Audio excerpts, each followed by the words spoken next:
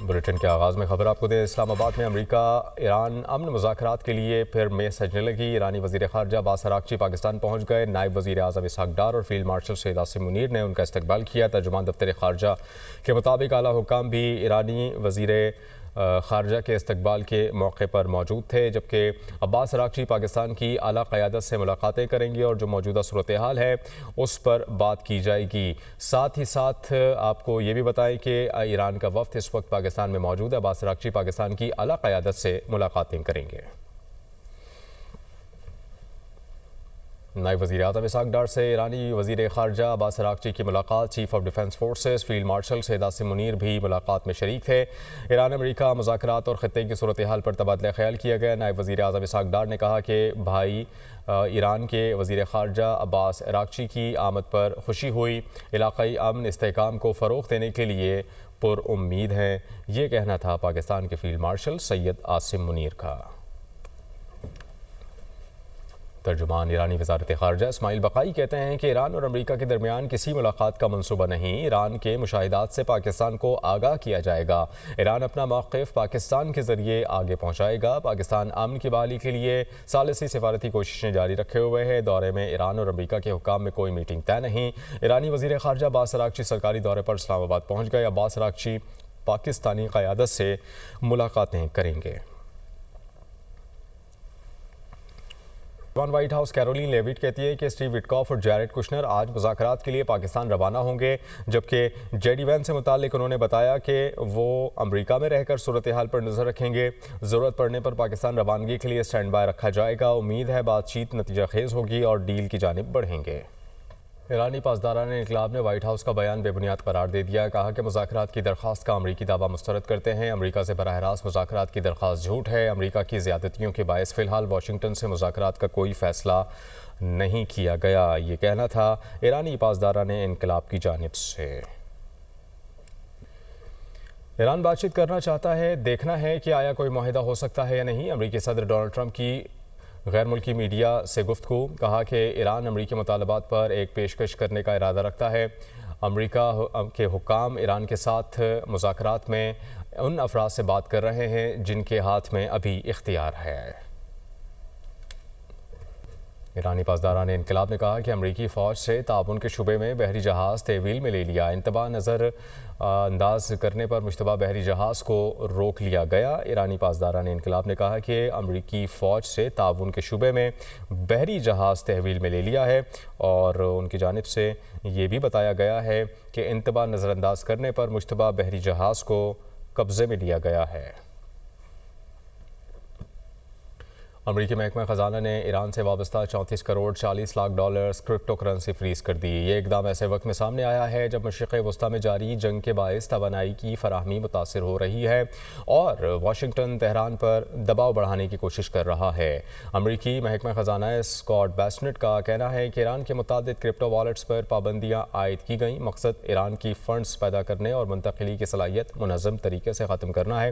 ایران کی جانب سے فنڈز کی واپسی ترسیل کے راستے بند کرنے کے لیے پرعزم ہیں۔ ایران کے خلاف جنگ دفاع خود تھی، اسرائیل کے تحفظ کے لیے اقدام کیا۔ امریکی محکمہ خارجہ نے ایران کے خلاف جاری جنگ کو دفاع خود قرار دیا اور ان کی جانب سے یہ بھی کہا گیا کہ امریکی محکمہ خارجہ کے اعلیٰ قانونی مشیر ریڈ رابنسن نے یہ کہا ہے کہ یہ کوئی نئی جنگ نہیں بلکہ پہلے سے جاری کشیدگی کا تسلسل ہے۔ امریکہ اس تنازع میں اپنے اتحادی اسرائیل کی درخواست پر شامل ہوا اور یہ اقدام امریکہ کے اپنے دفاع کے حق کے تحت بھی کیا گیا، تاہم اس دعوے کے حق میں کوئی واضح شواہد نہیں پیش کیے گئے۔ یہ بیان ایسے وقت میں سامنے آیا ہے جب ڈونلڈ ٹرمپ کی انتظامیہ کو یکم مئی تک کانگریس سے جنگ کی منظوری حاصل کرنا ہے، بصورت دیگر اسے فوجی کارروائیاں روکنا پڑ سکتی ہیں۔ اس کے ساتھ ساتھ بین الاقوامی قانون کے ماہرین نے امریکی موقف پر تحفظات کا اظہار بھی کیا ہے۔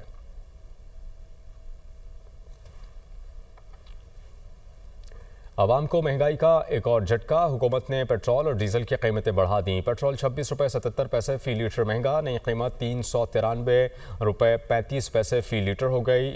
ہائی اسپیڈ ڈیزل کی قیمت میں 26 روپے 77 پیسے اضافہ ہوا۔ ڈیزل کی نئی قیمت 380 روپے 19 پیسے فی لیٹر مقرر کی گئی۔ قیمتوں کا اطلاق ہو گیا۔ وفاقی وزیر پیٹرولیم علی پرویز ملک کہتے ہیں کہ علاقائی کشیدگی کی وجہ سے عالمی منڈی میں تیل کی قیمتوں میں اضافہ ہو رہا ہے۔ ان حالات کے پیش نظر آئندہ ہفتے کے لیے ڈیزل اور پیٹرول کی قیمت میں 77 پیسے اور 26 روپے کا اضافہ کیا گیا ہے۔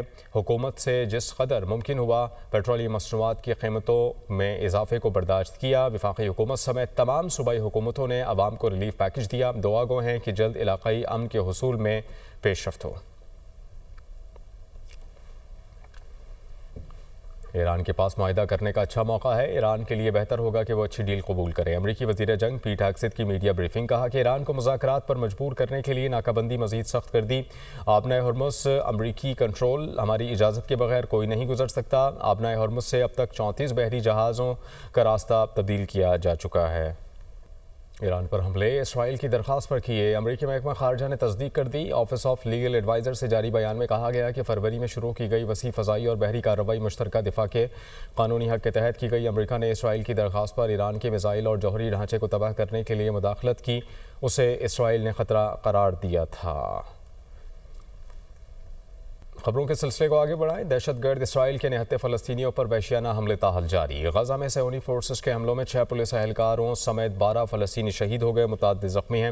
یہ واقعہ ایسے وقت میں پیش آیا جب علاقے میں جنگ بندی کے باوجود کشیدگی برقرار ہے۔ طبی ذرائع کے مطابق غزہ سٹی میں ہونے والے ایک فضائی حملے میں 3 افراد جاں بحق، جن میں 2 پولیس اہلکار شامل ہیں۔ شمالی علاقے بیت اللحیہ میں ٹینک سے گولہ باری کے نتیجے میں مزید 2 افراد جام شہادت نوش کر گئے، جبکہ جنوبی شہر خان یونس میں ایک حملے میں 7 افراد جاں بحق، جن میں 4 پولیس اہلکار شامل ہیں۔ غزہ کی وزارت داخلہ کے مطابق حملوں میں پولیس فورس کو دانستہ طور پر نشانہ بنایا گیا۔ عینی شاہدین نے بتایا کہ خان یونس میں حملہ ایک شادی ہال کے قریب موجود پولیس گاڑی پر کیا گیا تھا۔ متعدد ڈرون حملے۔ لبنانی وزارت خزانہ کے مطابق جنوبی لبنان میں اسرائیلی فضائی حملوں میں 6 افراد شہید ہو گئے۔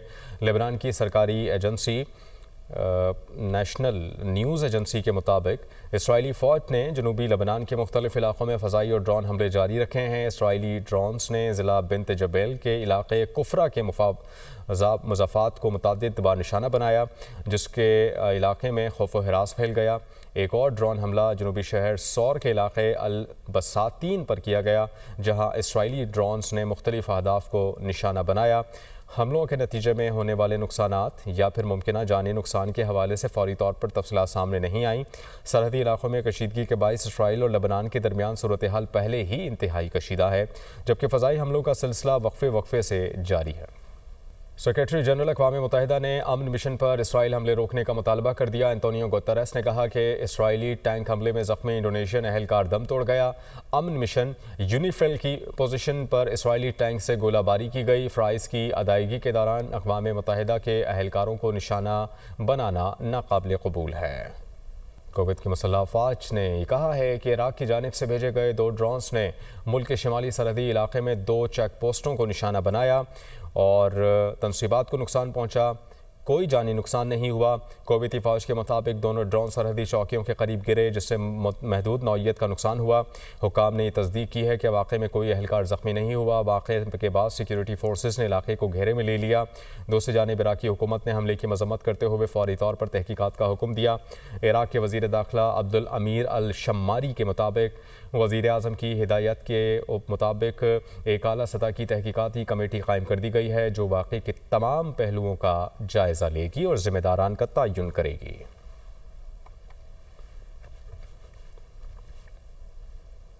ناظرین، روسی وزیر خارجہ کا متحدہ عرب امارات کے ہم منصب سے ٹیلی فونک رابطہ ہوا۔ خبر ایجنسی کے مطابق دونوں رہنماؤں نے مشرق وسطیٰ کے بحران کے حل کے لیے مذاکرات کی بحالی پر زور دیا۔ روسی وزیر خارجہ کا متحدہ عرب امارات کے ہم منصب سے ٹیلی فونک رابطہ ہوا ہے۔ خبر ایجنسی کے مطابق دونوں رہنماؤں نے مشرق وسطیٰ کے بحران کے حل کے لیے مذاکرات کی بحالی پر زور دیا۔